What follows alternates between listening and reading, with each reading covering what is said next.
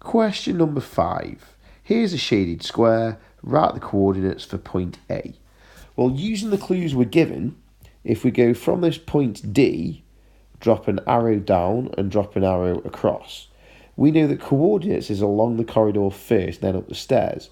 So if you start on 0 in the corner, we must have gone 3 along, which is where the 3 comes from, and up the side must be 6. So it's 3 along and 6 up. 3 along the bottom, 6 up the side.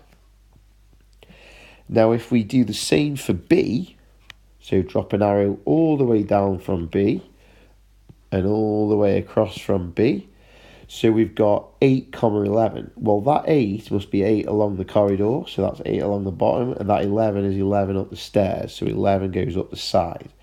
Now we need to figure out the coordinates for point A, and we've actually got all the information we need, because if we drop an arrow down from point A, you can see that it is level with this 3.